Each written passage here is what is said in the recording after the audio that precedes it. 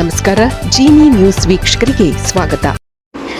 ನೋಡ್ರೋ, ಕಾರ್ಯಕರ್ತರ ಕಣ್ಣು ತುಂಬಾ ನೋಡ್ಕೊಳ್ಳಿ, ರಾಜಕಾರಣಿಗಳ ಮುಖ ಒಮ್ಮೆ ಕಣ್ಣು ತುಂಬಾ ನೋಡ್ಕೊಳ್ಳಿ. ಬಿಜೆಪಿ, ಕಾಂಗ್ರೆಸ್ ಇವರೇ ಅಲ್ವಾ ಇತ್ತೀಚೆಗೆ ರಾಜ್ಯ ಸರ್ಕಾರ ರಾಜೀನಾಮೆ ಕೊಡಬೇಕು, ಕಾನೂನಾತ್ಮಕವಾಗಿ A1, A2, A3 ಆಗ್ಬೇಕು, 11 ಜನ ಬಲಿ ಆಗಿರುವಂತ RCB ಒಂದು ನಿರ್ಲಕ್ಷ್ಯತನ, ಬೇಜವಾಬ್ದಾರಿತನ ಬಂದೋಬಸ್ತಲ್ಲಿ ಇವರೇ ನೇರ ಹೊಣೆ ಅಂತೇಳಿ ಇವರೇ ಅಲ್ವಾ ನರ ನಾಡಿಗಳೆಲ್ಲ ಕಿರ್ಚ್ಕೊಂಡು ಬಂಧನ ಮಾಡಿ ರಾಜೀನಾಮೆ ಕೊಡಿ ಅಂತ ಬೊಗಳ್ತಾ ಇದ್ದಂತವ್ರು. ನೋಡ್ರಿ, ಇವರೆಲ್ಲ ಒಂದೇ ಕಂಡ್ರು. ಇವರು ಪ್ಯಾಷನ್ ಮಾಡ್ಕೊಂಡಿದ್ದಾರೆ ಪಾಲಿಟಿಕ್ಸ್ ನ. ಬಲಿ ಆಗ್ತಾ ಇರೋದು ನಮ್ಮ ಕಾರ್ಯಕರ್ತರು ದ್ವೇಷ, ಜಾತಿ, ಕೋಮು ಗಲಭೆ ತಂದಿಟ್ಕೊಂಡು ಅವನ್ ಜೈ ಇವನ್ ಜೈ, ನಮ್ ಬಾಸ್, ನಮ್ ಫಾಲೋವರ್, ನಮ್ ಗುರು, ನಮ್ ಶಿಷ್ಯ ಅನ್ಕೊಂಡು ನೀವುಗಳು ಕೋಮು ಗಲಭೆಗೆ ಸಿಕ್ಕಾಕೊಂಡು ನೀವು ಬಲಿ ಆಗ್ತಾ ಇರೋದು.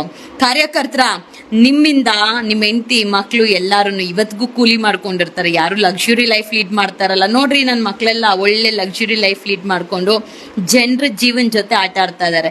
ಹೇಳಕ್ಕೂ ಹಣವನ್ನ ಕಟ್ಟಿ ಸೂತ್ಕ ಇರುವಂತ ನಮ್ಮ ರಾಜ್ಯದಲ್ಲಿ ಸಂಭ್ರಮಾಚರಣೆ ಮಾಡ್ತಾ ಇದಾರೆ. ಇತ್ತೀಚೆಗೆ ಹಾಕಿದ ಕಣ್ಣೀರು, ನವರಂಗಿ ಕಣ್ಣೀರು, ಇವರೆಲ್ಲ ಒಂದೇ. ಇವರೆಲ್ಲ ಕಾಣದ ಕೈ ಅನ್ನೋ ತರ ಆಡೋ ಆಟ ಆಡ್ತಾನೆ ಇದ್ದಾರೆ. ಬಲಿ ಆಗ್ತಾ ಇರೋದು ನಮ್ಮ ಕಾರ್ಯಕರ್ತರು, ನಮ್ಮ ಜನರು. ನಾವು ಬದಲಾಗ್ಬೇಕು.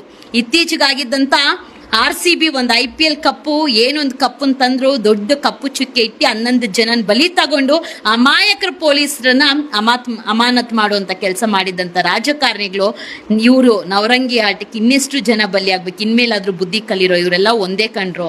ಬಲಿ ಆಗೋದ್ ಕಾರ್ಯಕರ್ತರು. ಬದ್ಲಾಗ್ರೋ. ಈ ರಾಜಕೀಯ ಪಕ್ಷ ಬಿಟ್ಟು ಹೊರಗೆ ಬಂಡ್ರೋ ದರಿದ್ರ ಸರ್ಕಾರಗಳು.